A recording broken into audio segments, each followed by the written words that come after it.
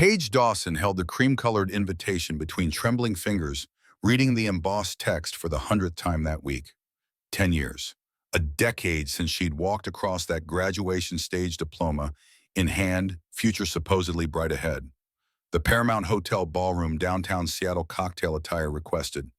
The reunion committee had done their research, tracking down every member of Lincoln High's class of 2015, sending invitations to scattered addresses across the country. She'd almost thrown it away the day it arrived. Her Portland apartment was small but comfortable, filled with case files from the county social services department and empty takeout containers she kept forgetting to throw away. The invitation had sat on her kitchen counter for 3 weeks, gathering coffee stains and judgment. Lennox had found it during one of her impromptu visits, waving it like evidence of a crime. "You have to go." Her best friend's voice still echoed in her memory. "You've been avoiding this for years." Paige had protested, listing reasons why attending would be torture. She didn't keep in touch with anyone from high school. She had work commitments. The drive from Portland to Seattle was exhausting.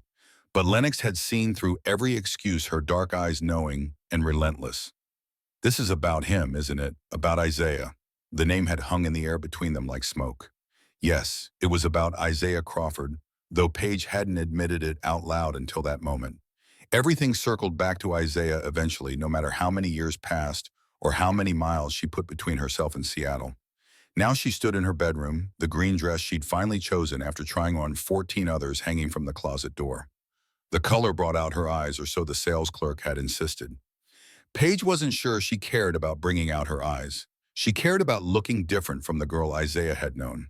Better, stronger, like someone who had their life together, even if the reality involved too much wine on weeknights and a string of failed relationships that never progressed past 3 months. Her phone buzzed, Lennox checking in for the 5th time that afternoon. "You left yet?" Not helping Paige type back. "You're going to be late if you don't leave now," still deciding. "Paige Elizabeth Dawson, get in your car, drive to Seattle, face your past, stop being a coward." The word coward stung because it was accurate. Paige had been a coward at 18, choosing her parents' approval over the boy she loved. She'd been a coward for the past decade, avoiding Seattle whenever possible, taking jobs in other cities, building a life that carefully excluded any chance of running into Isaiah Crawford. She checked the RSVP list one final time on the reunion website. The committee had posted names of confirmed attendees, updating it weekly. Isaiah Crawford's name had appeared there 2 months ago, and Paige had stared at her laptop screen for 20 minutes straight, heart hammering against her ribs. He might not actually show up, she told herself. People RSVP and then cancel all the time. But she knew Isaiah. He'd been class vice president, captain of the debate team, beloved by teachers and students alike. If he said he'd attend, he would attend.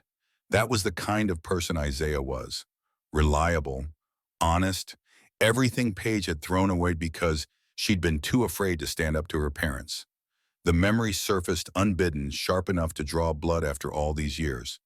Her mother Candace's face when she'd discovered them together, lips swollen from kissing, clothes disheveled. The screaming that followed.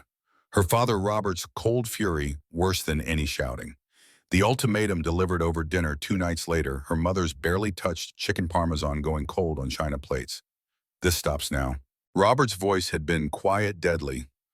"You end this relationship with that boy, or you're no longer our daughter." Paige had been 18 and paralyzed with fear. Her college fund, her car, her place in the family, all of it contingent on breaking Isaiah's heart. She'd chosen safety. She'd chosen wrong. The drive from Portland to Seattle took 3 hours on a good day. Saturday evening traffic would be lighter at least. Paige grabbed her purse and the invitation, taking one last look in the mirror. The woman staring back at her looked polished, professional, like she had her life figured out. The woman in the mirror was a liar. Her car, a sensible Honda that got good gas mileage and had never given her problems, felt like a prison as she pulled onto I-5 North. She'd made this drive countless times over the years, visiting Lennox after she'd moved to Seattle for work, attending conferences, carefully timing trips to avoid any chance of an unexpected encounter. Seattle was a big city, she'd told herself. The odds of randomly running into one specific person were astronomical. Except tonight, those odds were 100%. The highway stretched ahead, gray and monotonous. Paige turned on the radio searching for something that wouldn't remind her of high school or Isaiah or the promises they'd made as children. Everything reminded her anyway. The classic rock station played songs they'd sung together on late-night drives. The top 40 stations cycled through artists they'd discovered during study sessions in his bedroom, his mother bringing up snacks and pretending not to notice how close they sat together. She switched to a podcast about true crime, letting someone else's tragedy distract her from her own poor life choices. The Seattle skyline appeared as the sun began its slow descent toward the Puget Sound. Paige had always loved this view, the Space Needle, rising above the city like a promise of something bigger than small-town thinking and narrow minds. Her parents had moved here when she was 7, Robert taking a position at a prestigious accounting firm, Candace joining the junior league, and immediately beginning her climb up Seattle's social ladder. Paige had hated it at first. She'd been a California girl used to sunshine and the specific social ecosystem of her elementary school. Seattle was gray and wet, and she didn't know anyone. Her parents had bought a house in a neighborhood known for good schools and even better property values where every lawn was manicured and every family had the right connections. She'd been sitting alone at the neighborhood park, missing her old friends and her old life when a boy had approached her. His skin was dark against the white t-shirt he wore, his smile bright and unself-conscious.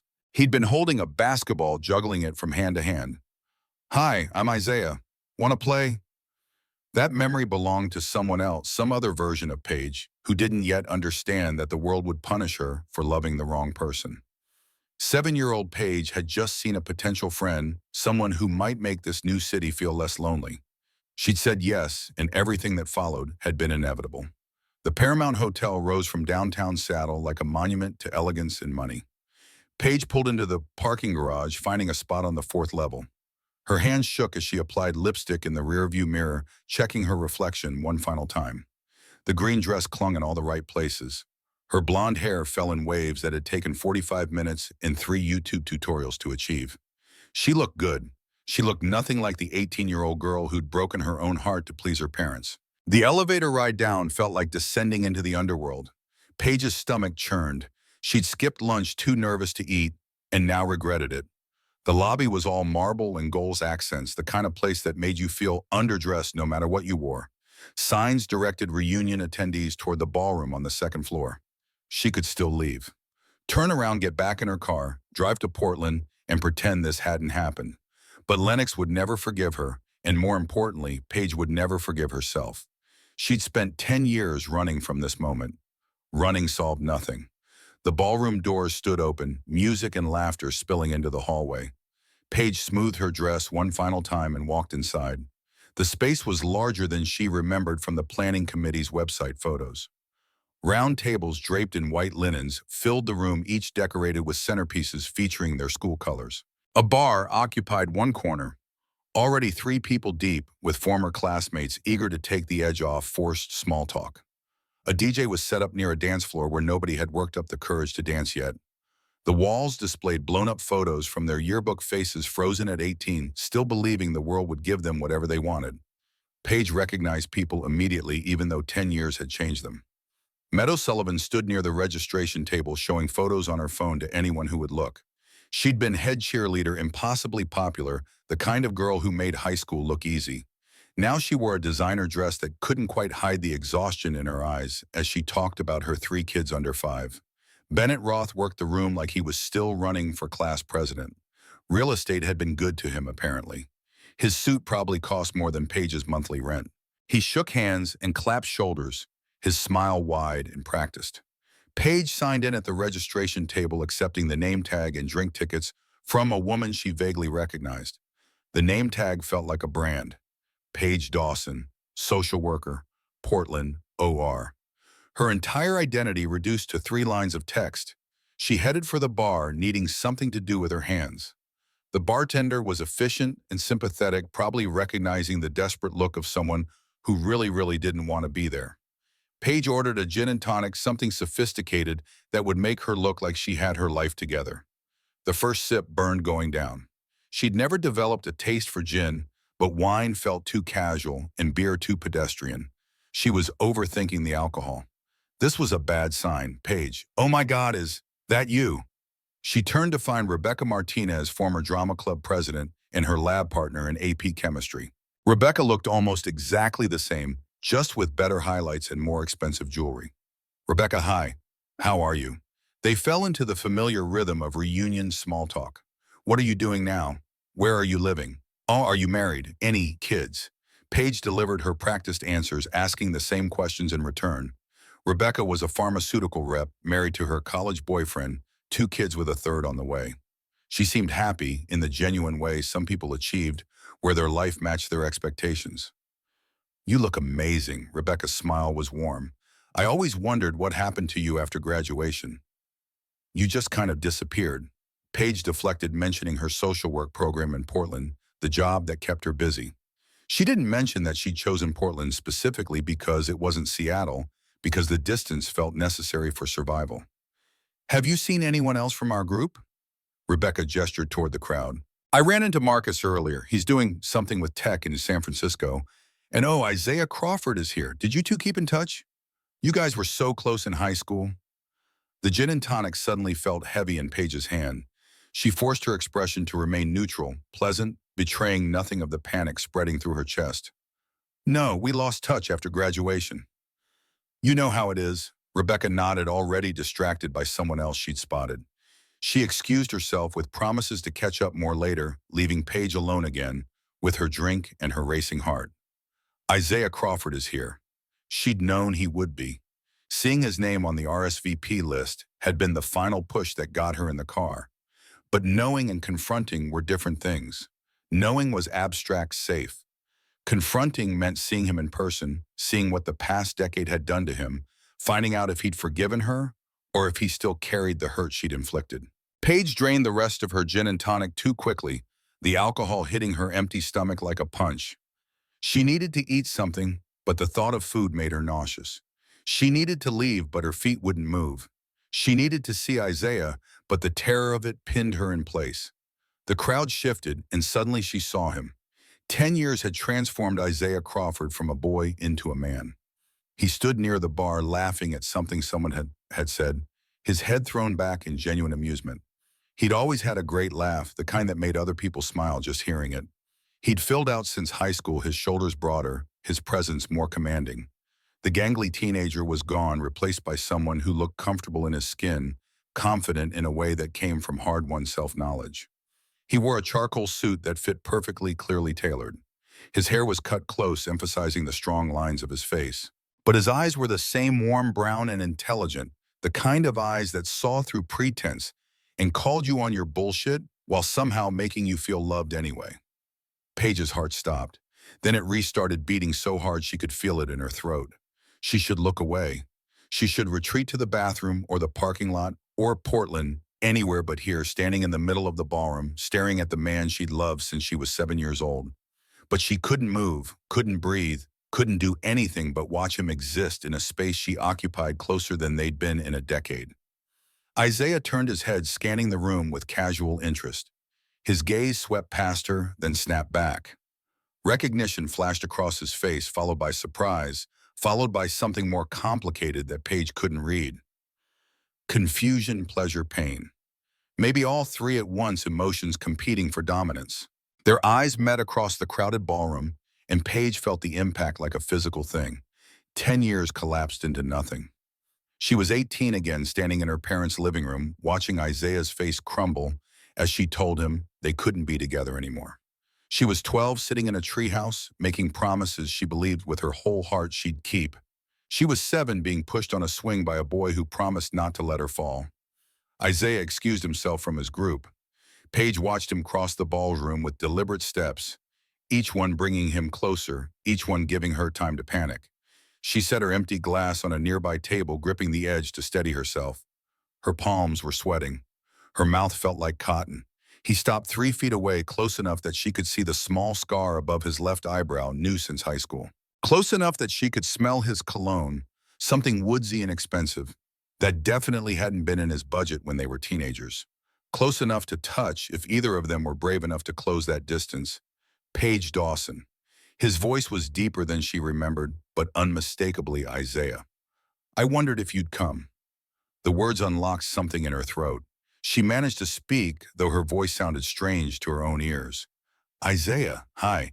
You look, you look great. His eyes swept over her, taking in the green dress, the carefully styled hair, the professional makeup she'd applied, with a hand that wouldn't stop shaking. The assessment lasted only seconds but felt eternal. So do you. The conversation was excruciating in its politeness, two strangers exchanging pleasantries, carefully avoiding any reference to the history that weighted every word. They'd loved each other. They'd hurt each other. They'd spent 10 years apart, and now they were discussing the weather and job titles like none of that mattered. What are you doing these days? Paige heard herself ask, as if she hadn't spent countless nights over the past decade searching his name online, piecing together his life from LinkedIn updates and carefully curated Instagram posts he'd eventually made private. Software engineer. Isaiah's tone was casual, giving away nothing. I actually moved back to Seattle last year, working at a tech startup downtown. The revelation hit her hard. He was in Seattle, not just visiting for the reunion, but living here, working here, building a life in the city they had both left behind. Paige had chosen Portland specifically to avoid Seattle, to avoid the risk of running into him, and he'd come back anyway. That's great. Congratulations. Portland's been good. Social work keeps me busy. Each sentence felt like pulling teeth. They were drowning in unspoken history, years of silence and regret, and questions that neither of them seemed brave enough to ask. Isaiah shifted his weight, glancing back toward his group of friends, and Paige realized with sudden desperation that this couldn't be it. She couldn't let him walk away with nothing but small talk and surface-level updates. Can we? Paige gestured toward a quieter corner away from the crowd. Can we talk? Actually talk, Isaiah hesitated. The pause lasted only a moment, but felt infinite. Paige watched emotions flicker across his face, the internal debate playing out in real time. Then he glanced toward a woman standing near the bar. Someone Paige hadn't noticed before. She was striking, beautiful in an effortless way that made Paige's carefully chosen dress and painstakingly styled hair feel like trying too hard. The woman was watching them with interest, her expression curious but not concerned. Yeah. Isaiah turned back to Paige. Let's talk. They found an alcove near the bathrooms, away from the noise, and the crowd and the relentless cheerfulness of reunion music. The space was small, intimate, in a way that felt dangerous. Up close, Paige could see all the ways time had marked Isaiah. Laugh lines bracketed his mouth, suggesting he smiled often. The scar above his eyebrow looked old, well-healed. There was a weariness in his expression that spoke of experiences she knew nothing about, 10 years of life she'd missed because she'd been too scared to fight for them. 10 years. The words came out before Paige could stop them. It's been 10 years since we last spoke. Isaiah nodded, his jaw tightening almost imperceptibly. Since graduation. Since you... He stopped, seeming to reconsider his approach. Then he decided on directness, his voice level, but edged with something sharp. Since you told me we couldn't be together anymore because your parents disapproved. The words hung between them like an accusation, which is exactly what they were. Paige felt shame wash over her, fresh and painful as it had been a decade ago. Her throat constricted. She'd known this conversation would hurt, but the reality of it was worse than any anticipation. I was 18 and scared. The excuse sounded pathetic even to her own ears. My parents threatened to cut me off completely, to disown me if I kept seeing you. I didn't know what to do. You could have chosen me. Isaiah's tone stayed even, but Paige heard the old hurt underneath. Chosen us. But you didn't, I know. Paige's voice cracked, and I've regretted it every single day since. Isaiah looked at her sharply, his expression skeptical. Have you? Because you seem to have done fine. Social worker in Portland. Probably married with the white picket fence your parents always wanted for you. The assumption stung because it revealed what Isaiah had believed about her all these years. That she'd moved on, built the life her parents wanted, and forgotten all about him. That his heartbreak had been a minor inconvenience in her journey toward conventionality and approval. I'm not married, Paige forced the words out past the lump in her throat. Never even got close. And my relationship with my parents is complicated. I haven't spoken to my father in 3 years. Something shifted in Isaiah's expression. Surprise, maybe, or the beginning of confusion, his narrative about her life starting to crack. What happened? I finally grew a spine. Paige tried for levity, but failed, her voice too bitter. Realize that anyone who tried to control who I love doesn't deserve a place in my life. Too late for us, but at least I learned the lesson. Isaiah was quiet, processing this information. The noise from the ballroom seemed distant, muffled. They existed in their own bubble of complicated history and unfinished business. Why tell me this now? Isaiah's tone was careful, guarded. After 10 years, Paige took a deep breath, committing to the vulnerability she'd driven 3 hours to risk. Because when we were kids, 12 years old, sitting in your treehouse after your mom made us those chocolate chip cookies, you promised me something, and I promised you back. Do you remember? Isaiah's expression shifted, memories flooding back with visible force. His shoulders dropped slightly, his defensive posture softening. When he spoke, his voice was quieter, tinged with something that sounded like reluctant nostalgia. I remember. The confirmation unlocked something in Paige's chest. He remembered. Of course he remembered. The promises made in that treehouse hadn't just been childish games to him either. You said, Paige Dawson, when we grow up, I'm going to marry you. We'll have a house with a big yard and 3 dogs and we'll be happy forever. Isaiah's lips quirked into something that wasn't quite a smile. And you said, I promise I'll marry you, Isaiah Crawford. Even if the whole world says we shouldn't, even if everyone tries to stop us, I'll choose you. The memory hung between them, precious and painful. Paige felt tears prick her eyes but refused to let them fall. Not yet. Not until she'd said what she came here to say. We were 12. Isaiah's voice was careful, gentle, even like he was trying to soften the blow of what he was about to say. Kids making promises they didn't understand. But we loved each other. Paige pressed forward, needing him to acknowledge it. Even then, we loved each other. And when we were 16, 17, that was real too. What we had was real. The gentleness left Isaiah's expression, replaced by something harder, more honest. It was real until you let your parents' racism destroy it. The word racism sat between them, ugly and accurate.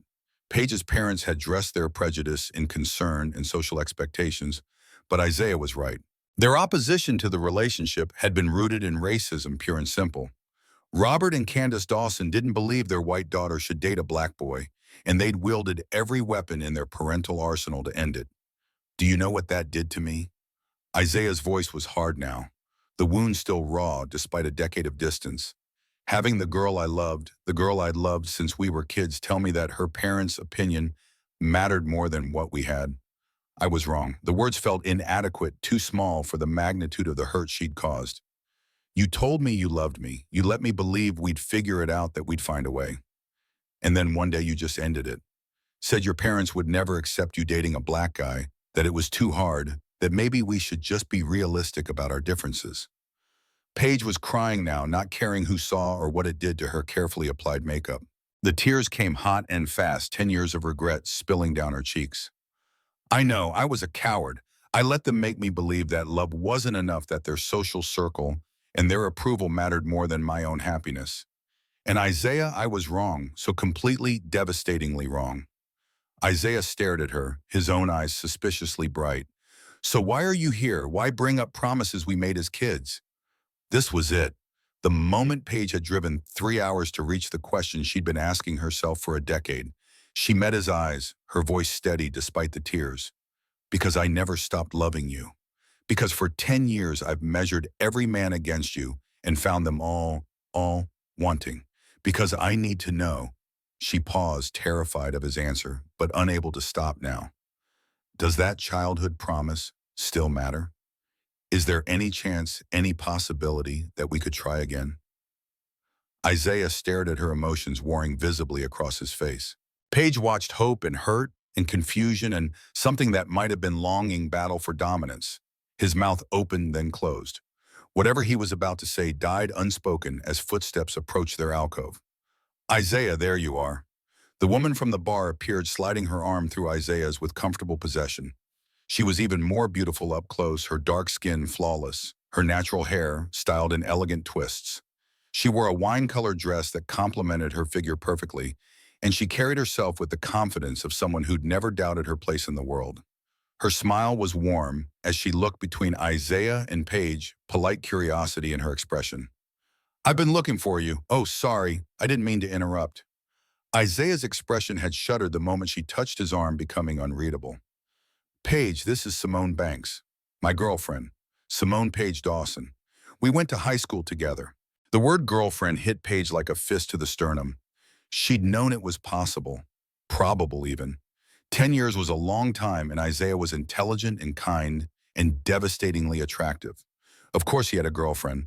Of course he'd moved on with someone who hadn't broken his heart and chosen her racist parents over him. But knowing it was possible and having it confirmed were different things. Paige felt the air leave her lungs, the room tilting slightly as reality reasserted itself. She'd come here hoping for something that no longer existed, mourning a relationship that Isaiah had clearly replaced. Nice to meet you, Paige forced the words out, her voice barely above a whisper. You too. Simone's smile was genuine, guileless. She had no idea about the history between the two people standing before her, no concept of the emotional devastation she'd just delivered simply by existing. Isaiah's told me so much about his high school friends. You guys had a great class from what I hear. Babe, they're about to do the awards ceremony. Best dressed, most likely to succeed, all that silly stuff. I'll be right there. Isaiah gently disentangled his arm from Simone's touch. Give me 1 minute, Simone nodded, squeezing his hand before heading back toward the ballroom. Paige watched her go, watched the easy grace of someone who belonged in Isaiah's life, who hadn't spent a decade regretting her choices. When Simone was out of earshot, Isaiah turned back to Paige. I'm sorry, I should have mentioned. No. Paige shook her head, trying to pull together some semblance of dignity. It's fine. It's been 10 years. Of course you moved on. I'm happy for you, Isaiah. Really? The lie tasted bitter, but she forced a smile that probably looked as broken as she felt. Paige, you should go. Paige cut him off before he could say whatever he was about to say. Simone's waiting. It was good seeing you. Take care of yourself. She walked away before he could respond, before she completely broke down in front of him and his girlfriend and everyone from their high school class. Her legs felt wooden, disconnected from her body. She made it through the ballroom, past the registration table, out into the hallway. The elevator took an eternity to arrive. Paige jabbed the button repeatedly, desperate to escape, before her composure cracked entirely. The parking garage was gray and cold and blessedly empty. Paige found her Honda on autopilot, fumbling with her keys, her hands shaking so badly she dropped them twice before managing to unlock the door. She got inside, pulled the door shut, and for 30 seconds she just sat there breathing. Then the tears came for real. Deep, wrenching sobs tore through her chest, the kind of crying that felt like it was tearing her apart from the inside. Paige gripped the steering wheel, her forehead pressed against it, her whole body shaking. She'd driven 3 hours to find out if that childhood promise still mattered, if there was any chance of reclaiming what they'd lost. The answer was no. Isaiah had a girlfriend. He'd moved on, built a new life that didn't include Paige Dawson. The promise they'd made in a treehouse at 12 years old didn't matter anymore, if it had ever mattered at all. Paige cried until her throat was raw and her eyes swollen. She cried for the girl she'd been too scared to fight for love. She cried for the years she'd wasted, the chances she'd missed, the cowardice that had defined her at 18. She cried for Isaiah, who'd been hurt by her choice and had apparently found someone new to build promises with. When the tears finally subsided, leaving her hollow and exhausted, Paige started her car. The engine turned over smoothly, reliable, even when everything else in her life felt like it was falling apart. She pulled out of the parking spot, navigating the garage's levels, emerging into Seattle's evening streets. The drive home blurred together. Paige operated on autopilot, following familiar highways south the city lights, giving way to suburban sprawl, giving way to the stretch of forest between Seattle and Portland. Her phone buzzed repeatedly. Probably Lennox checking in, wanting to know how the reunion went. Paige ignored it. She'd call her friend tomorrow when she could speak without crying. By the time she reached the city limits, it was past midnight. Portland's streets were quieter than usual, the weekend crowd having moved on to after parties and late-night diners. Paige parked in her apartment building's lot, gathering the purse and shoes she'd kicked off somewhere around Olympia. The elevator to her floor felt like the last stretch of a marathon she hadn't trained for. Her apartment welcomed her with familiar darkness. Paige didn't bother turning on lights. She dropped her purse, stepped out of the green dress that hadn't made any difference, and crawled into bed, still wearing her makeup. Tomorrow she'd deal with the mess. Tomorrow, she'd answer Lennox's increasingly concerned text messages. Tomorrow, she'd figure out how to move forward with her life, knowing that Isaiah Crawford had found happiness without her. Tonight, she just needed to survive the pain. Paige pulled the covers over her head, curling into a tight ball, and let herself cry again. Quieter this time, exhausted tears that leaked from closed eyes. She'd been too late. That childhood promise, that teenage love, it didn't matter anymore. Isaiah had moved on, found someone new, someone who presumably hadn't broken his heart and chosen racism over love. Sleep came eventually fitful and full of dreams that felt more like memories. She was 7, sitting alone at a park, when a boy approached with a basketball and a smile. She was 12, eating chocolate chip cookies in a treehouse, making promises that felt more binding than any adult vow. She was 17, sitting in Isaiah's car after a movie, his hand warm in hers as they talked about college and the future and all the ways they'd make it work. She was 18, standing in her parents' dining room, hearing the ultimatum that would define the next decade of her life. She watched herself choose wrong, watched the devastation bloom across Isaiah's face when she told him it was over. She watched herself become someone she'd eventually hate, someone who valued comfort over courage, approval over authenticity, safety over the kind of love people spent their whole lives searching for. When Paige woke Sunday morning, her pillowcase was damp and mascara had stained the fabric black. Sunlight filtered through her bedroom curtains, cheerful and ignorant of her misery. Her phone showed 12 missed calls from Lennox and a string of increasingly frantic text messages. "Call me when you get this. Paige, you're freaking me out. If I don't hear from you in the next hour, I'm calling the police." She typed out a quick response. "I'm alive. Just need some space. I'll call you later." Lennox's reply came within seconds. "Girl, what happened?" Paige stared at her phone, trying to compress 10 years of regret and one devastating reunion into a text message. She gave up. "Isaiah has a girlfriend. That's what happened." The 3 dots indicating Lennox was typing appeared immediately, then disappeared, then appeared again. "Finally, I'm coming over. You don't have to." "Too late. Already in my car." Paige dragged herself out of bed, catching sight of her reflection in the bathroom mirror. She looked like she'd aged 10 years overnight, her eyes puffy and red, her skin blotchy, yesterday's makeup creating dark smudges that could have passed for bruises. She washed her face, pulled her hair into a messy bun, and changed into sweatpants and an old t-shirt from a 5K she'd never actually run. Lennox arrived with coffee and pastries from the bougie bakery that charged $13 for a croissant. She took one look at Paige and pulled her into a tight hug that lasted a full minute. "Okay," Lennox guided Paige to the couch, pressing a latte into her hands. "Tell me everything." So Paige did. She started with the reunion invitation, her weeks of indecision, the drive to Seattle. She described seeing Isaiah across the ballroom, how time had changed him and somehow made him more himself. She recounted their conversation in painful detail, every word etched into her memory with acid-sharp clarity. And then she got to Simone, beautiful and confident, and completely unaware that she delivered the killing blow to Paige's decade-old hope. Lennox listened without interrupting her expression, shifting from sympathy to concern to righteous anger on Paige's behalf. When Paige finally finished, her coffee had gone cold, and the croissants sat untouched on the coffee table. "Okay," Lennox took a deep breath. "First of all, I'm sorry. I'm sorry you're hurting, and I'm sorry that 10 years of hope ended that way." But Paige, here it comes, Paige thought. The tough love speech she'd known was inevitable.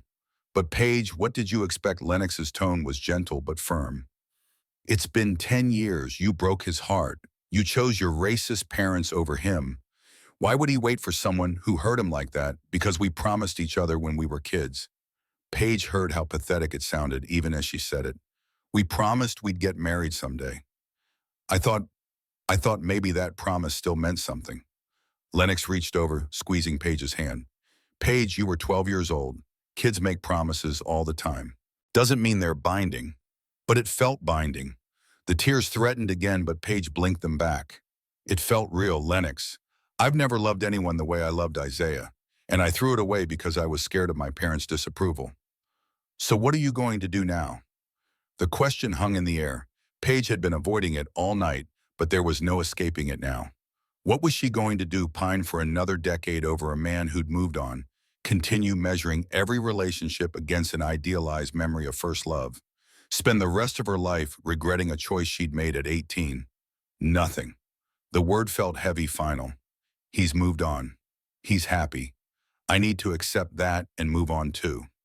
Lennox didn't look convinced, but she didn't push. They spent the rest of the day on Paige's couch watching mindless television and eating pastries that tasted like cardboard. Lennox stayed until evening, leaving only after extracting a promise that Paige would call if she needed anything. After her friend left, Paige sat in the growing darkness of her apartment, phone in hand. She opened Instagram for the first time in months, typing Isaiah's name into the search bar with trembling fingers. His profile was still private, but his profile picture was new. It showed him smiling, genuinely happy, wearing a suit that suggested professional success. Simone wasn't in the photo, but her presence was implied in the confidence of his expression. Paige closed the app, hating herself for looking, hating herself more for caring. She needed to move on. She needed to accept that the childhood promise they'd made had been just that. A child's understanding of forever dissolving under the weight of real-world complications in the passage of time. But moving on proved impossible. Over the next 3 days, Paige found herself ambushed by memories at the worst possible times. She'd be at work counseling a foster family about placement options, and suddenly she'd remember being 15, studying for finals at Isaiah's house. His mother, Yolanda, had made them snacks, pretending not to notice when they held hands under the dining room table. She'd be at the grocery store reaching for cereal and remember Isaiah's strong opinions about breakfast foods. He'd insisted that breakfast was the most important meal and therefore deserved the best options, which in his teenage opinion meant anything with chocolate and marshmallows. They'd had ridiculous arguments about nutrition, both of them knowing it was really just an excuse to spend time together. The memories came in waves, each one sharper than the last. Paige remembered their first kiss behind the bleachers after a football game junior year. She'd been nervous, her hands shaking, but Isaiah had been patient and gentle, and everything she'd needed.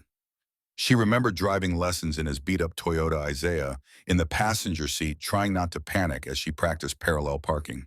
She remembered late-night phone calls that stretched until dawn, talking about everything and nothing, building a connection that had felt unbreakable, until it broke. The memory she tried hardest to avoid always surfaced anyway, relentless in its clarity. She was 18 again, sitting in Isaiah's car outside her house. It was 2 days after her parents had delivered their ultimatum, 2 days of agonizing over what to do. She'd barely slept, her stomach in knots, her mind circling endlessly through options that all felt wrong. Isaiah had picked her up for their usual Friday night date. They'd planned to see a movie, grab dinner, spend time together away from the pressures of impending college and uncertain futures. Instead, Paige had asked him to park at the end of her street, away from her house where her parents might see. "Something's wrong," Isaiah's voice had been cautious, reading her expression. "Paige, what is it?" She tried to be strong, to deliver the blow quickly and cleanly. "We need to talk. My parents, they know about us. They saw us together and they're not okay with it." "Okay." Isaiah's hand had found hers, his thumb rubbing gentle circles on her palm. "So we'll figure it out. We knew this might happen eventually. It's not ideal, but we'll deal with it together." No, the word had come out sharper than Paige intended. "Isaiah, they gave me an ultimatum. It's you or them. If I keep seeing you, they're cutting me off completely.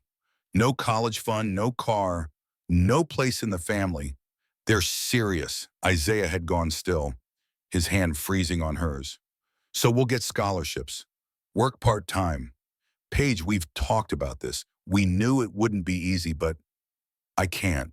The words had felt like swallowing glass. "Isaiah, I can't do it. I can't give up everything for what?" His voice had been quiet, dangerous. "For us, for me." Paige had made the mistake of being honest. "For someone my family will never accept. For a relationship that people will always judge. Isaiah, I'm 18. I'm not ready to give up my entire future for a black guy your parents don't approve of." "Say it, Paige. That's what this is really about." The accusation had hung between them, true and terrible.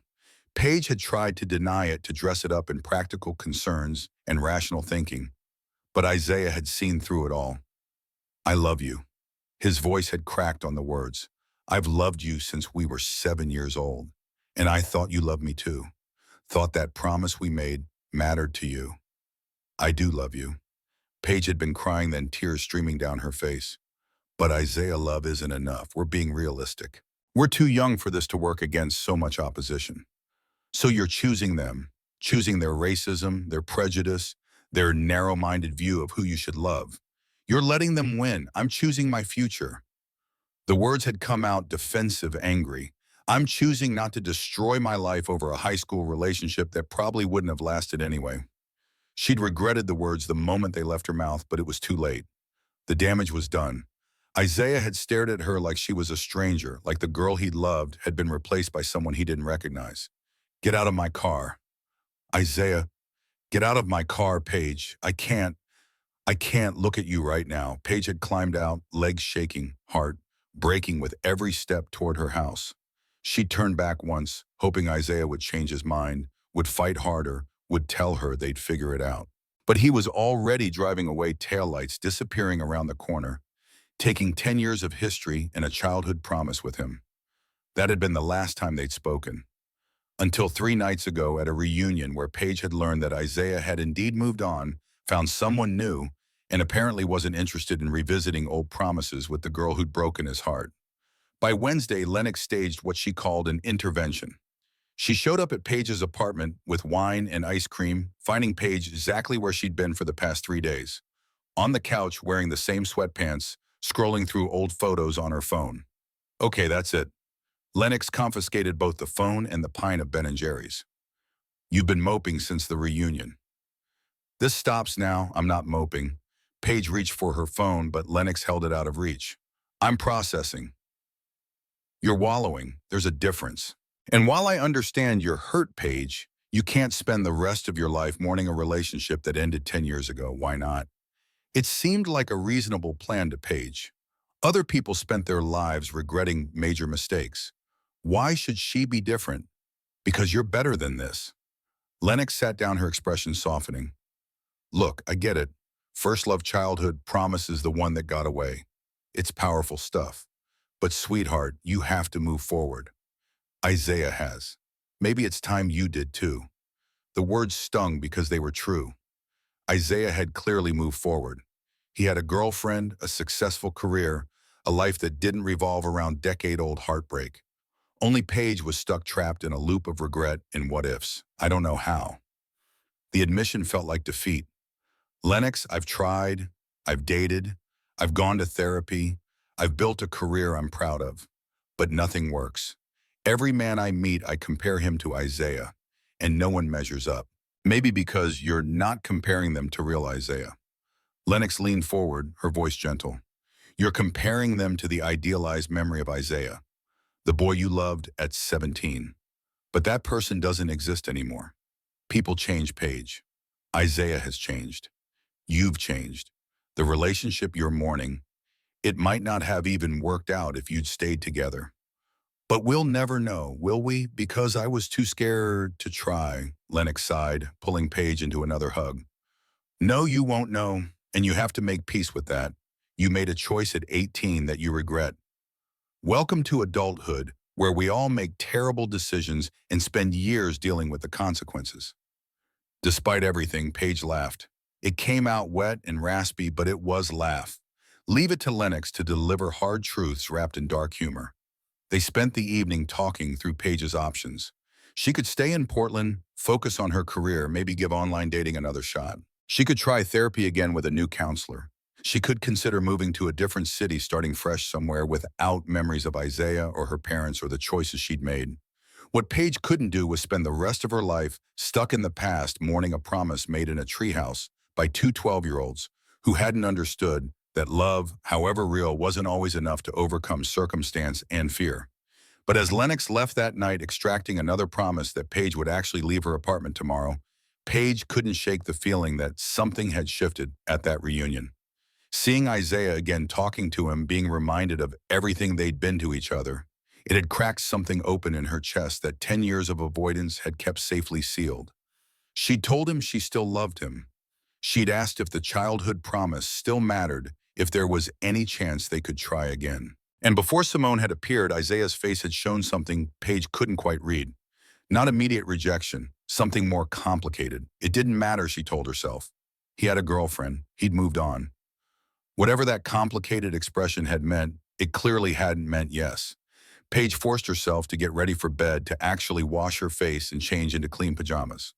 Tomorrow she'd go to work, counsel families in crisis, pretend she had her own life together while helping others navigate theirs. She'd move forward because that's what adults did. They made mistakes, they dealt with consequences, and they found ways to keep living, even when part of them wanted to stay frozen in the moment before everything fell apart. But tonight, alone in her apartment, with the ghost of a childhood promise haunting her thoughts, Paige let herself grieve one final time for the future she'd given up. For the girl who'd been too scared to fight for love. For the boy who'd loved her anyway until she'd proved herself unworthy of that love. For the promise that, despite everything, still felt more real than any vow she'd ever made as an adult. Isaiah Crawford sat across from Simone Banks in the restaurant they'd chosen for their first date 8 months ago. The irony wasn't lost on him. Full circle, except this time they were ending what they'd started, and both of them knew it. Simone set down her wine glass, her expression calm in that way people get when they have already processed the inevitable. You've been different since the reunion. Distracted. Somewhere else, even when you're sitting right here. I know. Isaiah owed her honesty at minimum. I'm sorry. Don't be sorry for feeling something. Simone's smile was sweet but genuine. Be sorry if you lie about it. So I'm asking directly, are you still in love with her? With Paige, the question deserved truth. Isaiah thought about lying about trying to salvage something he'd known for months wasn't quite right. But Simone deserved better than his half-hearted commitment to a relationship that had always felt like it was missing something essential. I don't know if I'm still in love with her. His voice was quiet but steady.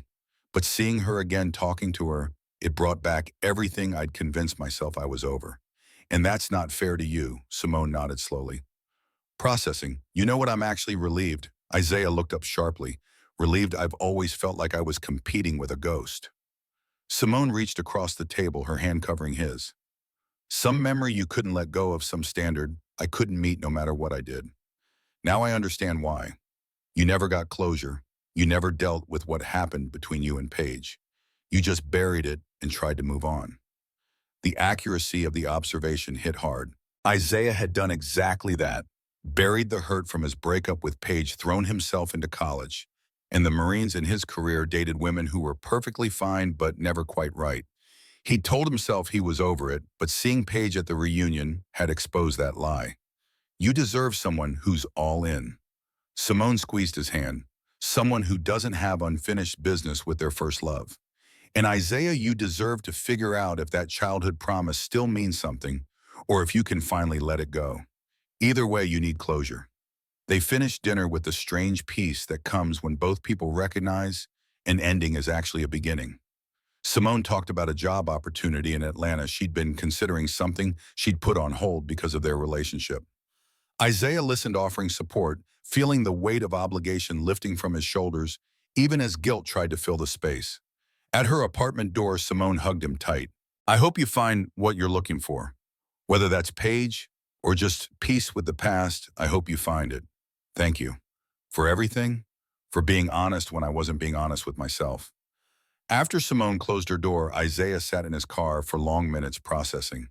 He just ended an 8-month relationship because of a 10-minute conversation with a woman who had broken his heart a decade ago. The logical part of his brain insisted this was insane. But the rest of him, the part that had been holding back with every woman he'd dated since Paige, felt lighter than it had in years. He drove to his parents' house without consciously deciding to. The familiar route through Seattle's neighborhoods calmed something in him, muscle memory, guiding him to the place that had always meant safety. Lawrence and Yolanda Crawford's house looked exactly the same as it had throughout his childhood. Well-maintained, welcoming, the front porch light always on. His father answered the door, surprise morphing into concern. Isaiah, everything okay? Is it ever too late for your mom's pot roast? Lawrence smiled, stepping aside. She made extra. Come on in.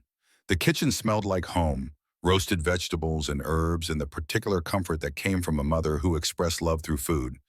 Yolanda emerged from the living room, her face lighting up before concern took over.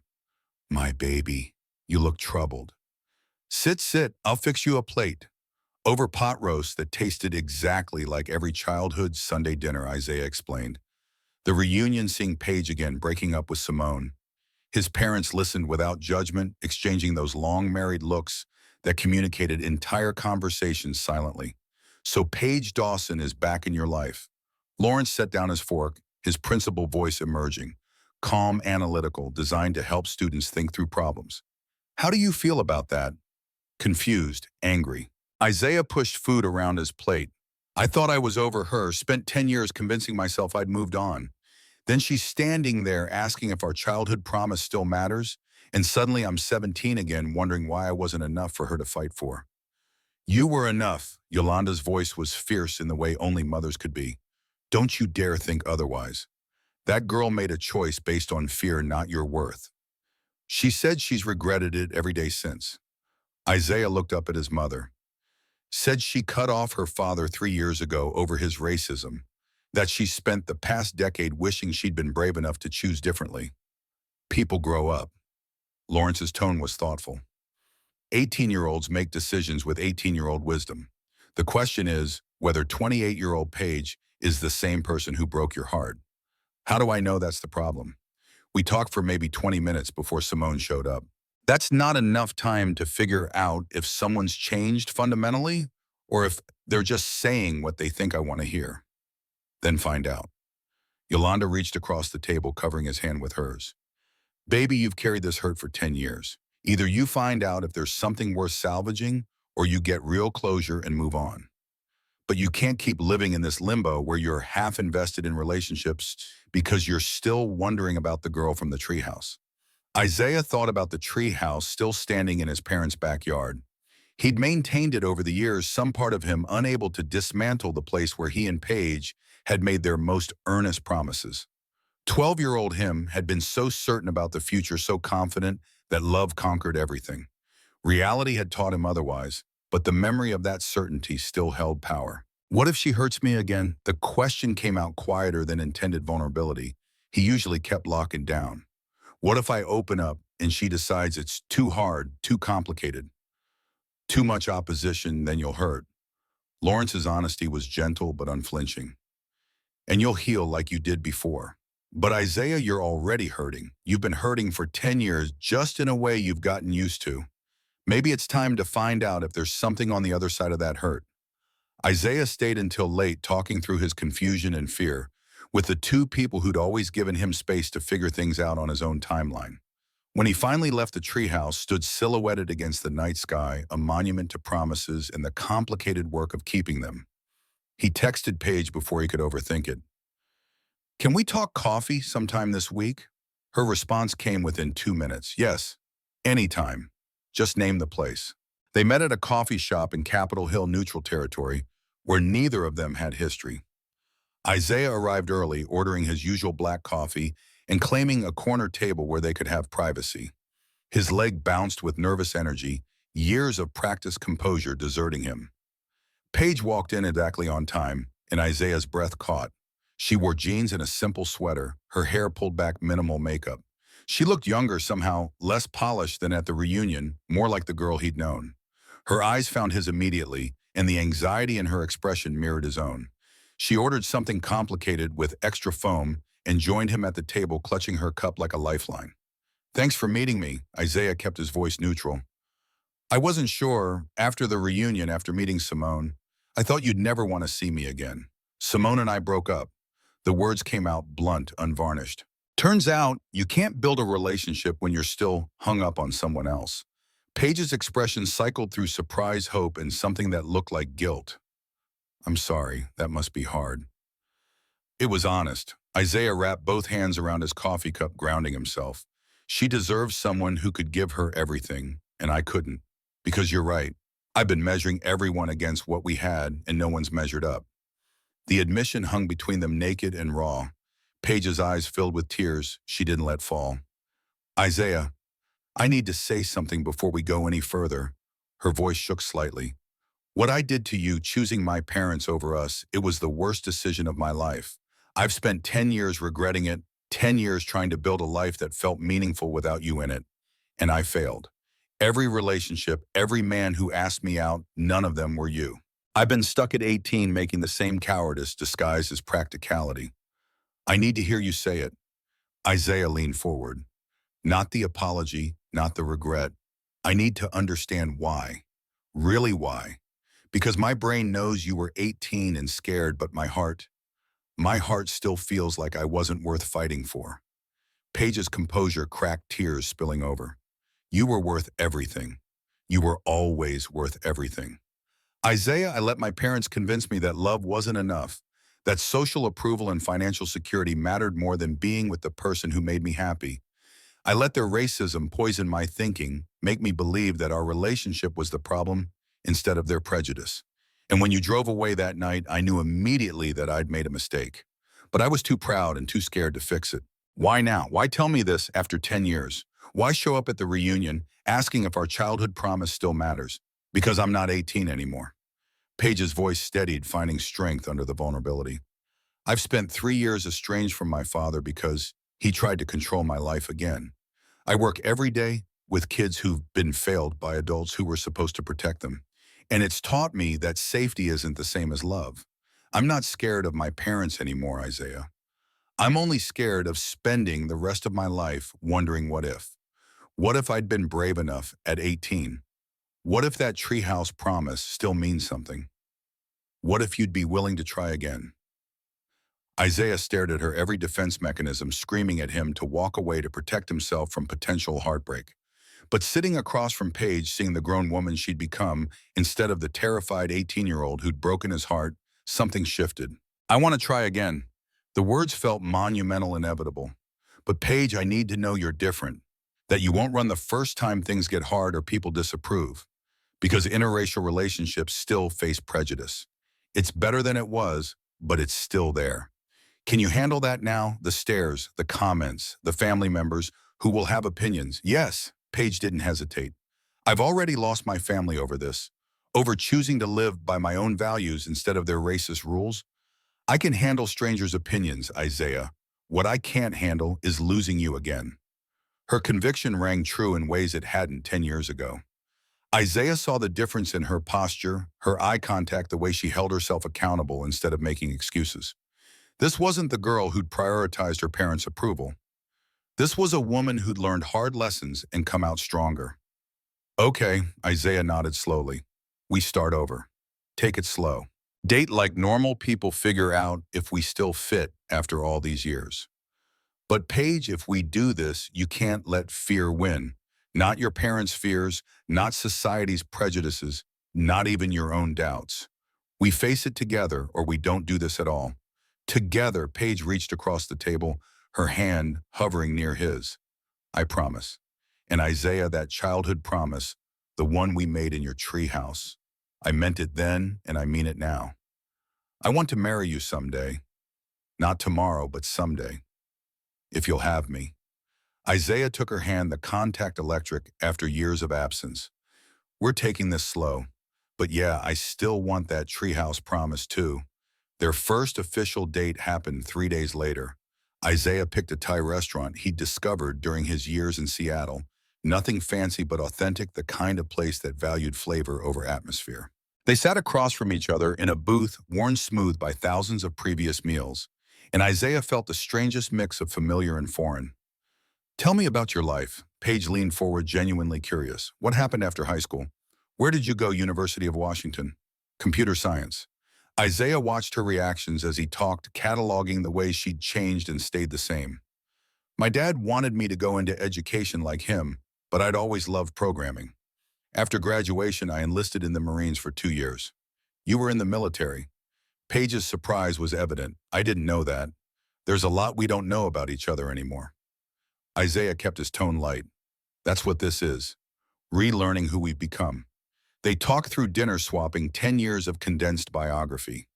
Isaiah's brief engagement to a woman named Keisha that ended when she took a job overseas. Paige's series of relationships that never progressed past a few months because none of them felt right. They discussed careers and friends and the ways they'd both tried to fill the space left by their breakup. After dinner, they walked along the waterfront Seattle skyline, reflecting off Elliott Bay. The evening was cool, but not cold, tourists and locals mixing in the easy way of summer evenings in the city. You're more confident now, Paige observed as they walked. In high school, you were always a bit shy, especially around authority figures. Now you've grown into yourself. The Marines will do that. Isaiah smiled at memories both difficult and formative. Forces you to figure out who you are, what you're capable of. It changed me in ways I needed. I like who you've become. Paige's voice was soft. You're still the kind, thoughtful Isaiah I fell in love with. But now there's this strength underneath this certainty about your own worth. I had to learn it. After you broke up with me, Isaiah decided honesty served them better than politeness. I spent a long time thinking I wasn't good enough, that maybe your parents were right that I couldn't offer you the life you deserved. The Marines taught me that was bullshit. I'm exactly who I'm supposed to be. You were always good enough. Paige stopped walking, turning to face him fully. More than good enough. I was just too stupid and scared to see it. Isaiah pulled her close, and when they kissed, it felt like coming home and discovering a new country simultaneously. Familiar but changed, the same connection they had had as teenagers, now deepened by time and loss and hard-won growth. Over the next 2 months, they fell into a pattern. Dinners twice a week, weekend hikes in the Cascades, late-night phone calls that stretched past midnight. Isaiah introduced Paige to his childhood friends Malik and Trevor, who'd known about their history, and approached her with cautious welcome. Paige introduced Isaiah to Lennox, who grilled him thoroughly before giving her grudging approval. But not everyone was supportive. Paige's mother called on a Tuesday evening, her voice tight with forced politeness. Your aunt mentioned seeing you at a restaurant downtown. With Isaiah Crawford, Paige's stomach tightened, old patterns of fear trying to reassert themselves. She pushed them down. Mom, please tell me you're not back with that boy. Candace's tone sharpened the facade of civility cracking. Paige, after everything, after what it did to this family last time, his name is Isaiah, and yes, we're dating again. Paige kept her voice level, refusing to be drawn into old arguments. Mom, I'm 28 years old. You don't get a vote in my relationships anymore. You know how your father feels. This will destroy what little relationship you have left with him. Dad's a racist, and you enable him. I don't care about maintaining a relationship built on me denying who I love. Isaiah is a good man, better than most, and I'm not giving him up again to please people who value skin color over character. You're making a mistake. People will talk. Your father's business associates are social circle. This will reflect on all of us. Let them talk. Paige felt a strength she hadn't possessed at 18, hard-won through years of regret. I'm done living my life according to other people's prejudices. If Dad can't accept that, that's his problem, not mine. Candace hung up without another word. Paige stared at her phone, hands shaking with adrenaline and anger, and something that felt like liberation. She'd chosen Isaiah this time. She'd chosen love over approval, authenticity over comfort. The fear was still there, but it no longer controlled her. Isaiah faced his own opposition 3 weeks into their renewed relationship. His company held a dinner for potential investors, and Isaiah brought Paige as his date. She wore a navy dress that was professional but elegant, and Isaiah felt proud introducing her to colleagues who'd only heard vague references to his personal life. The evening went smoothly until Garrett Morrison, one of the primary investors, had too much wine and lost whatever filter usually governed his words. Crawford, you always did have good taste in women. Garrett's smile was oily and appropriate. Though I'm surprised, usually your people stick to your own kind, if you know what I mean. The table went silent. Paige felt Isaiah tense beside her, his jaw tightening. Before he could respond, she jumped in, her voice deadly calm. Your people, I'd like you to clarify what exactly you mean by that, Mr. Morrison. Garrett backpedaled immediately, his face reddening. Oh, just making conversation. No offense intended, but offense was given. Paige leaned forward slightly, her social work training in de-escalation and confrontation deployed with surgical precision, because it sounded very much like you were making assumptions based on Isaiah's race. And I'd hate to think that a respected investor in this company harbors racist attitudes toward one of the lead developers who's been instrumental in your returns. The rebuke was polite but unmistakable. Garrett sputtered something about misunderstanding and excused himself quickly. After he left, Dante Rodriguez, Isaiah's boss, raised his glass in a subtle salute. Thank you for that. We've needed someone to call him out directly. Well done. Later that night in Isaiah's car, Paige replayed the conversation.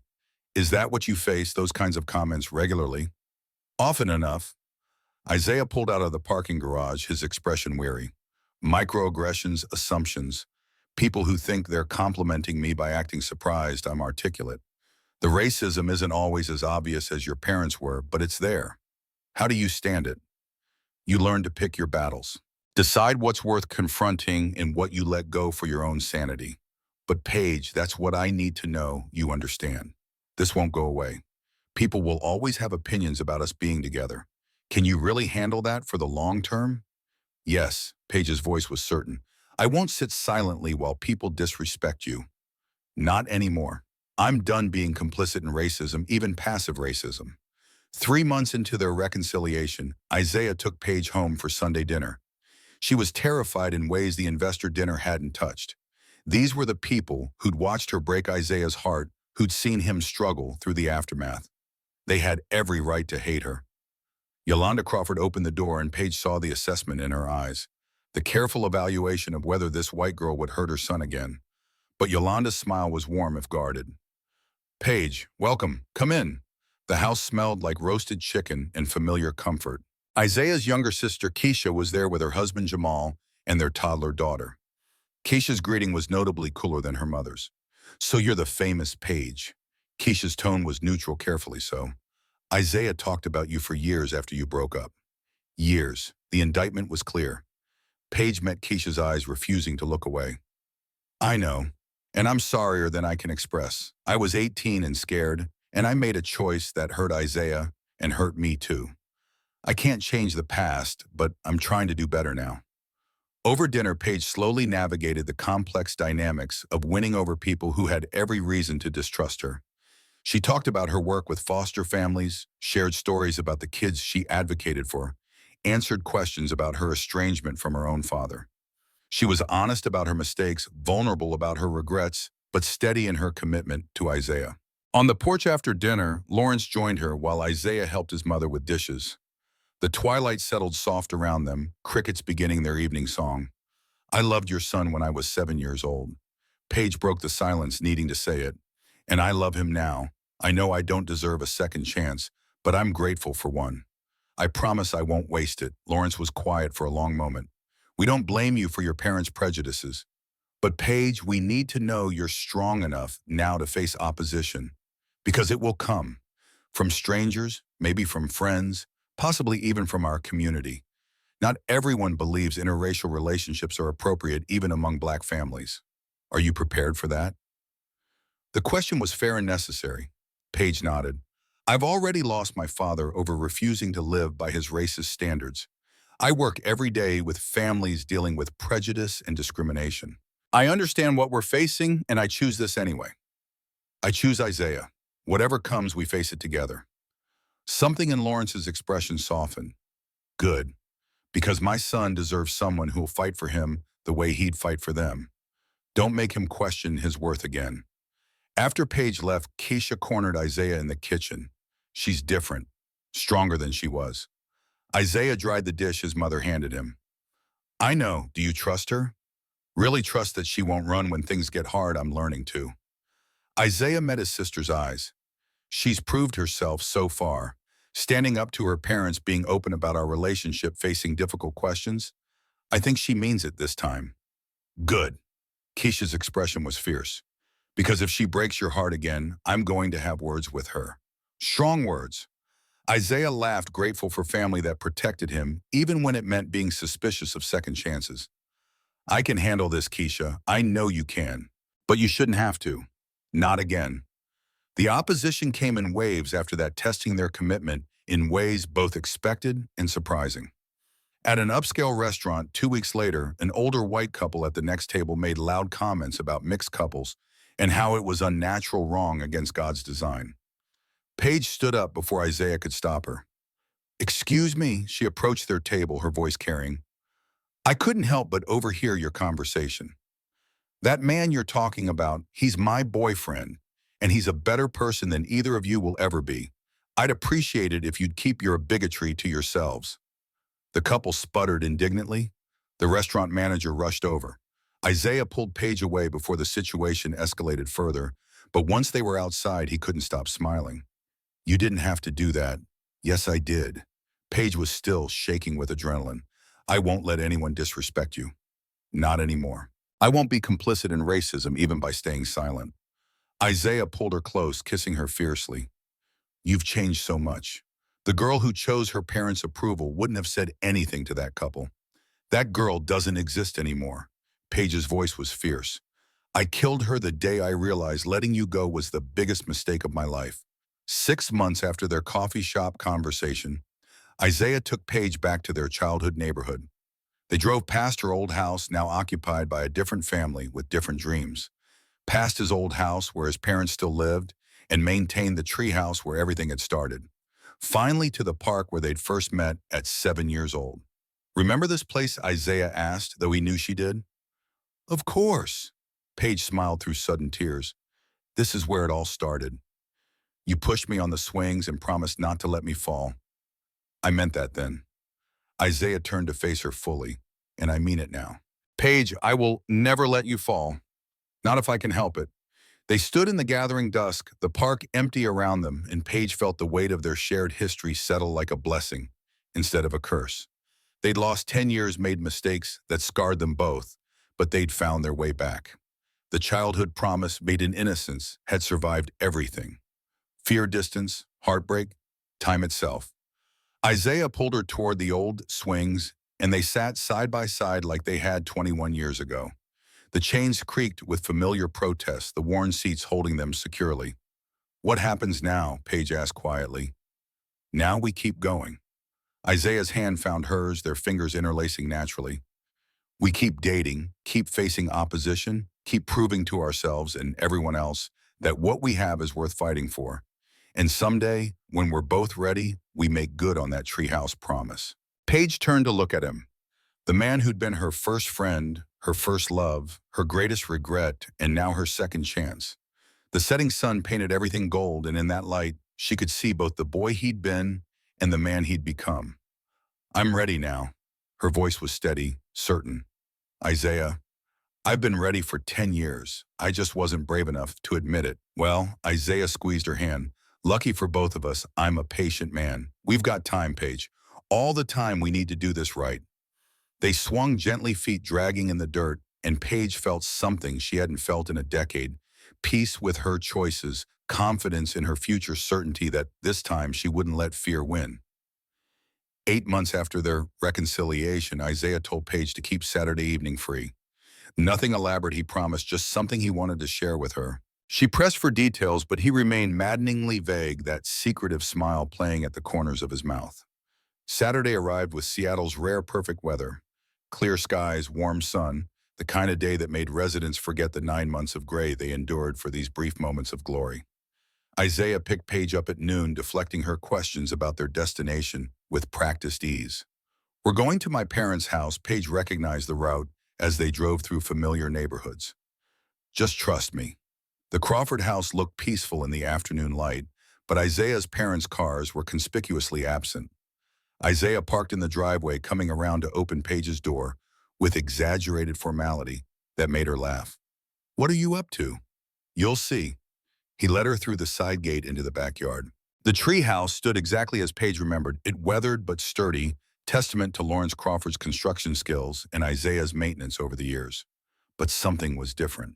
Fairy lights had been strung along the railings, not lit in the daylight, but promising magic after sunset. The latter had been reinforced, new boards replacing old ones. Isaiah. Paige turned to him, her heart starting to race with understanding. Come on, he gestured toward the ladder. After you. Paige climbed carefully, her hands remembering the feel of rungs she'd scaled countless times as a child and teenager. The treehouse interior had been transformed. More fairy lights draped across the ceiling and walls. Photos covered every surface. Pictures of them as children gap-toothed and innocent. Teenage photos from school dances and casual hangouts. Even recent photos from the past 8 months documenting their second chance. In the center sat a small table with 2 plates of chocolate chip cookies still warm from the oven. Your mom's recipe. Paige's voice came out thick with emotion. Made them myself this morning. Isaiah moved to stand beside her, wanted everything to be right. He took her hand, and Paige felt the significance of the moment settle over them like a physical weight. This was it. This was the conversation that would define the rest of their lives. Paige, when we were 12 years old, we sat in this exact spot and made promises we didn't fully understand. Isaiah's voice was steady, despite the emotion Paige could see in his eyes. You said you'd marry me even if the whole world said we shouldn't. I said I'd make you happy forever. We spent 10 years apart, 10 years trying to move on, trying to convince ourselves those childhood promises didn't matter. But they did matter. They always mattered. Because, Paige, you're the only woman I've ever wanted to marry. The only future I've ever been able to imagine clearly. Isaiah got down on one knee, pulling a ring box from his pocket. The fairy lights suddenly blazed to life, controlled by some timer he'd set, and the treehouse transformed into something magical. Paige's breath caught tears already streaming down her face. We've made mistakes and learned from them. We've faced opposition and come through stronger. We've proved that what we have is worth fighting for. So I'm asking now, as adults who've earned this moment, Paige Dawson, will you marry me? Will you be Paige Crawford, like we promised all those years ago? Yes. The word came out choked with emotion. God, yes, Isaiah. I've wanted this since I was 12 years old. Yes, the ring was perfect. A vintage setting with a center diamond surrounded by smaller stones that caught the light like stars. Isaiah slipped it onto her finger with hands that trembled slightly, and then they were kissing, tasting salt from mingled tears, laughing and crying simultaneously. They ate cookies and planned futures in the treehouse where everything had started. A small wedding, they decided. Close friends and family only. A house with a big yard for the 3 dogs they'd get eventually. Children someday, when they were ready. Everything they dreamed about as kids now achievable because they'd both grown into people capable of keeping promises. Do you think 12-year-old us would be happy? Paige asked, her head resting on Isaiah's shoulder. If they could see us now, I think 12-year-old me would be thrilled that he actually got to marry Paige Dawson. Isaiah kissed the top of her head, and I think 12-year-old Paige would be proud of the strong woman she grew into. Even though that growth took a decade and a lot of mistakes, especially because of that. We're not the same people who broke up at 18. We're better, stronger, more sure of ourselves and what matters. This version of us is ready for marriage in ways 18-year-old us never was. They stayed in the treehouse until sunset painted the sky in shades of orange and pink. When they finally climbed down, Yolanda and Lawrence were waiting on the back porch, champagne and knowing smiles ready. She said, yes, I take it. Yolanda pulled Paige into a tight hug. How could I say no? Paige showed off the ring, still surreal on her finger. He proposed in our treehouse, with cookies and fairy lights and every perfect detail. My son's always been a romantic. Lawrence shook Isaiah's hand, then pulled him into a hug. Proud of you, son. They celebrated with champagne and impromptu dinner, Lawrence grilling steaks while Yolanda produced sides she'd somehow had ready, despite claiming no knowledge of Isaiah's plans.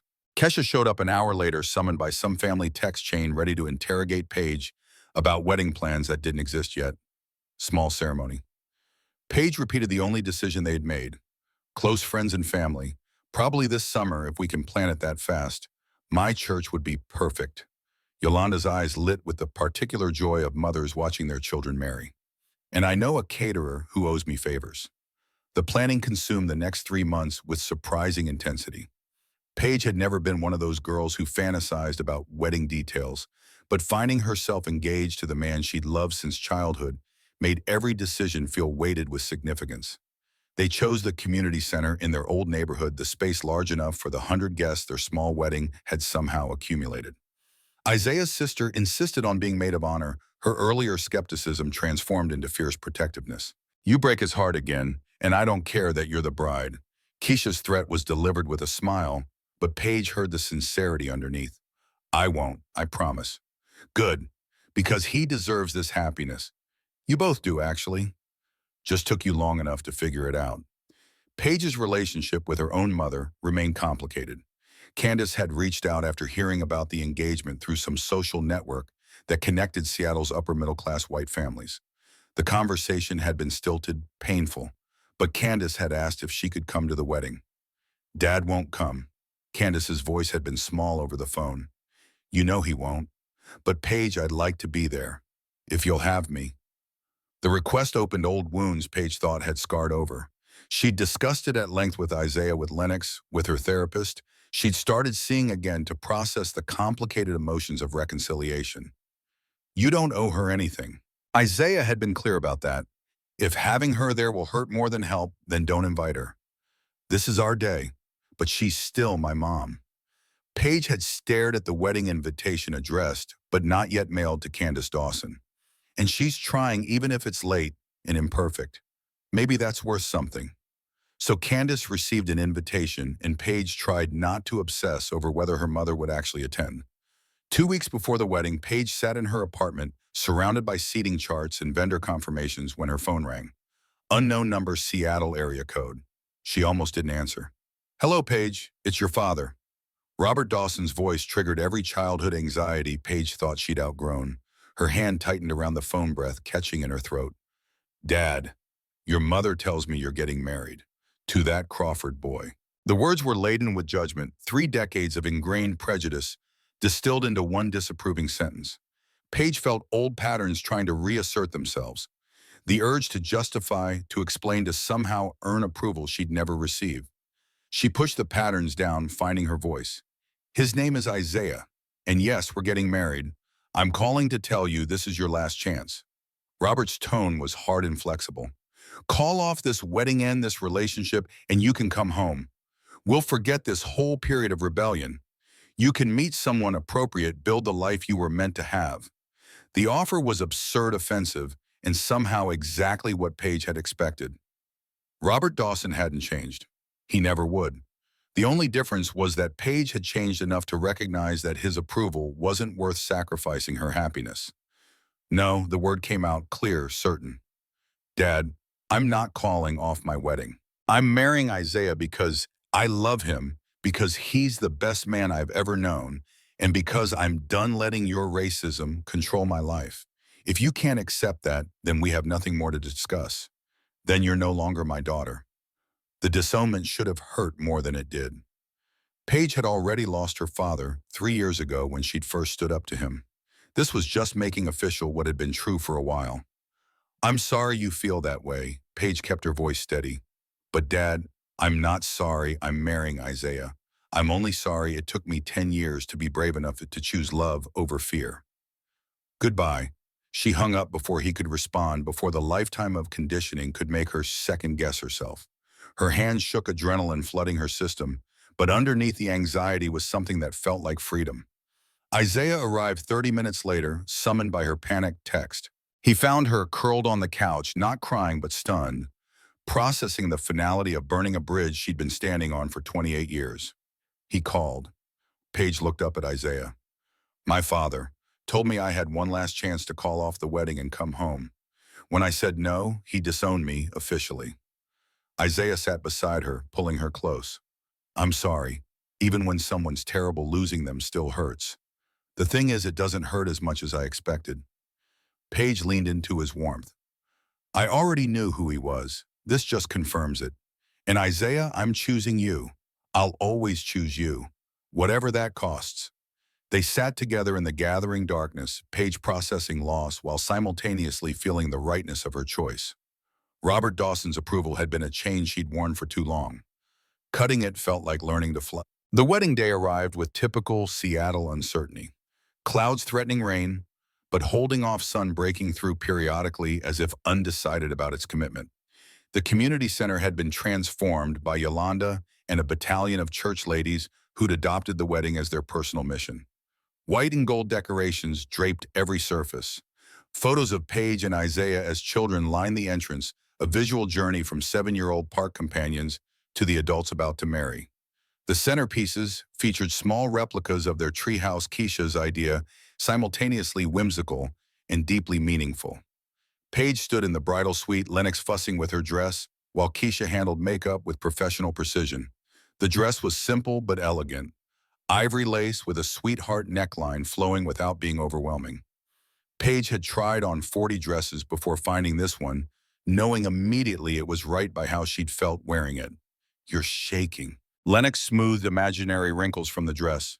Nervous or excited? Both. Paige laughed, the sound slightly hysterical. I'm about to marry Isaiah Crawford, the boy from the treehouse, How is this real? It's real because you both fought for it. Keisha stepped back, surveying her work. Because you learned from your mistakes and chose differently. Now stop trembling before you mess up my makeup application. A knock interrupted them. Yolanda entered her own dress, a deep burgundy that complemented her complexion beautifully. Behind her, hesitant and uncertain, stood Candace Dawson. Paige's mother looked older than she had 3 years ago, where an uncertainty aging her in ways money and skincare couldn't prevent. She wore a tasteful navy dress, her expression carefully controlled. Paige. Candace's voice was soft. You look beautiful. Mom. Paige felt tears threaten and blinked them back furiously. You came. Of course I came. Candace stepped further into the room, her eyes sweeping over her daughter. I know I haven't been the mother you deserved. I enabled your father, stayed silent when I should have spoken up. Let fear control too many decisions. But Paige, I'm here now, if you'll let me be. The moment hung delicate between them, years of hurt and disappointment balanced against the tentative offer of reconciliation. Paige thought about her father's call, his ultimatum, his inability to grow or change. Then she looked at her mother, who was at least trying, however imperfectly. I'm glad you're here. Paige crossed the room, accepting her mother's careful hug. It means something that you came. They didn't have time for deeper conversation. The ceremony was starting in 10 minutes. Yolanda ushered Candace to her seat while Lennox performed final adjustments and Keisha reapplied lipstick one last time. Ready, Lennox held out the bouquet, white roses and gold accents matching the overall theme. I've been ready for 16 years. Paige took the flowers, their weight grounding her. Let's do this. Lawrence Crawford waited at the end of the aisle, offering to walk Paige down since her own father had made his choice clear. The gesture meant everything. Acceptance, forgiveness, the blending of families that should have happened a decade ago. Thank you. Paige took his offered arm. For everything, for raising Isaiah right, for giving me another chance for this. You're family now. Lawrence's smile was warm. Have been since you and Isaiah were 7, really. We're just making it official. The music shifted, signaling the start of the processional. Paige took a deep breath, and then she was walking down the aisle toward her future. Isaiah stood at the altar in a charcoal suit that fit perfectly, his expression cycling rapidly through awe and love and barely contained emotion. His best man, Malik, stood beside him, holding the rings and grinning broadly. The assembled guests rose as Paige passed. Isaiah's extended family, their mutual friends, the people who'd supported them through reunion and reconciliation. Paige's eyes locked on Isaiah's and everything else faded to background noise. This was it.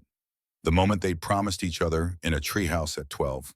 The future they'd almost thrown away at 18. The love they'd fought to reclaim at 28. Lawrence placed Paige's hand in Isaiah's at the altar, then stepped back to join Yolanda in the front row. The officiant, a pastor from the Crawford family church, smiled at them both. Before we begin the ceremony, Isaiah and Paige have asked that someone special share a reading. Isaiah's nephew, Marcus, Keisha's oldest at 12 years old, stepped forward with a folded paper. He'd been nervous about this responsibility all week, but now his voice rang clear and steady. When Paige Dawson and Isaiah Crawford were 12 years old, they sat in a treehouse and made promises to each other. Marcus read from the paper the words Paige and Isaiah had written down years ago, preserved by some miracle of sentimentality. Paige said, I promise I'll marry you, Isaiah Crawford, even if the whole world says we shouldn't. Even if everyone tries to stop us, I'll choose you. And Isaiah said, I promise to marry you, Paige Dawson. We'll have a house with a big yard and 3 dogs, and we'll be happy forever. The reading hit exactly as intended. Several guests sniffled audibly, Yolanda dabbing her eyes with tissues. Lennox was openly crying. Even Candace looked moved, though, whether by the words or by recognition of her own failures, Paige couldn't tell. Today, Marcus continued, they're keeping those promises. Not as kids who didn't understand what forever meant, but as adults who've learned that love is worth fighting for. He returned to his seat, and the ceremony proceeded with traditional vows. But when it came time for personal additions, both Paige and Isaiah had prepared something specific. Isaiah went first, his voice steady despite the emotion Paige could see in his eyes. Paige, I've loved you since I was 7 years old. I loved you when we made promises in a treehouse. I loved you when you broke my heart. I've loved you through 10 years apart and 8 months of learning each other again. You're my first love, my always love, my only love. I choose you today, tomorrow, and for all our forevers. Paige barely managed to get through her own vows without dissolving completely. Isaiah, when we were kids, you promised not to let me fall. You've kept that promise in more ways than I can count. You've been patient when I didn't deserve patience, forgiving when I didn't deserve forgiveness, loving when I made it so hard to love me. I choose you now as I should have chosen you 10 years ago. I choose love over fear, courage over comfort, and you over everyone who said we shouldn't be together. Forever, Isaiah. That's my promise. The rings were exchanged, simple gold bands inscribed with coordinates, the exact location of their treehouse. The officiant pronounced them husband and wife, and when Isaiah kissed Paige, sealing promises both old and new, the assembled guests erupted in applause and cheers. Mr. and Mrs. Isaiah Crawford. The officiant's announcement made it real, official, binding in all the ways that mattered. They processed back down the aisle hand in hand, Paige Crawford for the first time, grinning like fools and not caring who saw. The reception was immediate. The community center transformed from ceremony space to celebration with practiced efficiency. Dinner was traditional soul food, Yolanda's influence clear in every dish. Speeches were delivered, Malik telling embarrassing college stories, Keisha warning Paige with humor that barely masked real protectiveness, Lennox recounting their friendship and Paige's years of regret. Even Candace stood, her voice shaking but determined. I haven't been the mother my daughter deserved, but watching her marry Isaiah today reminds me that it's never too late to choose love over fear. Paige, Isaiah, I'm proud of you both. May you be braver than I was. The first dance was to Nina Simone, the song Isaiah had put on mixtapes for Paige when they were teenagers. They swayed together and Paige felt the weight of the ring on her finger, solid proof that childhood promises could survive everything if the people making them were willing to fight. You're stuck with me now, Isaiah murmured against her hair. No take-backs. Wouldn't dream of it. Paige pulled back enough to see his face. Isaiah Crawford, you're the best decision I ever made, even if it took me 10 years to make it. They danced through the evening, cutting cake and tossing the bouquet, and enduring good-natured teasing from friends and family. When they finally left sparklers lighting their path to Isaiah's car, Paige felt like she was stepping into the life they dreamed about in that treehouse. The life they'd almost lost. The life they'd reclaimed through courage and second chances and the stubborn refusal to let fear win. 2 years later, Paige Crawford stood in the backyard of their new house, watching her husband play with their daughter. The yard was huge, exactly as they'd specified when house hunting. 3 rescued dogs, a lab mix of corgi, and something that might have been part shepherd, wrestled nearby, their barking joyful and chaotic. Amara Crawford had just turned 2, her curly blonde hair catching sunlight as Isaiah lifted her high, making her shriek with laughter. She had Paige's eyes and Isaiah's smile, beautiful in that way mixed children often were, transcending the narrow categories that had tried to keep her parents apart. Mama come play. Amara's vocabulary was expanding, daily new words emerging with toddler pronunciation. Coming baby. Paige set down the paperwork from her recent promotion. Department head now, more money and responsibility, but worth it for work that mattered. Isaiah caught her around the waist as she approached, pulling her into the kind of kiss that would have scandalized their daughter if she understood what she was seeing. The 3 dogs immediately converged, demanding attention and treats. This is it, isn't it? Paige looked around their yard, their house, their life. Everything we promised in that treehouse. Everything and more. Isaiah's free hand rested on her stomach where a second Crawford was just beginning to make his presence known, too early to tell anyone but too real to ignore. They'd faced challenges. Candace was a regular presence in their lives, now tentative, but trying, while Robert Dawson remained absent by his own choice. They still encountered racism, store clerks who followed them suspiciously, strangers who made comments about their daughter, family members on both sides, who needed time to adjust. But they faced it together, united in ways their younger selves couldn't have imagined. What do you think she'll promise when she's 12? Paige watched Amara chase the corgi around the yard. What kind of future will she dream about? Whatever it is, we'll support her. Isaiah's voice was certain, and we'll make sure she's brave enough to keep her promises even when it's hard. Inside the house, framed on the mantel, sat the photo from their wedding day beside another photo. 2 12-year-olds in a treehouse holding hands and grinning at a camera, believing absolutely in the promises they were making. Some promises transcended time and circumstance and fear. Some promises were made with such innocent certainty that they echoed through decades, waiting for the people who made them to grow into versions of themselves capable of keeping them. And sometimes, against all odds, childhood sweethearts found their way back to each other. Not as the same people who made those promises, but as better versions, stronger and wiser and willing to fight for love that was worth everything. Paige Crawford watched her husband lift their daughter onto his shoulders, the three dogs circling them like satellites, and felt peace settle deep in her bones. They'd kept their promise. Through hurt and distance and growth and reconciliation, they'd kept their promise. And that she thought was worth every tear, every year, apart every obstacle they'd overcome to get here.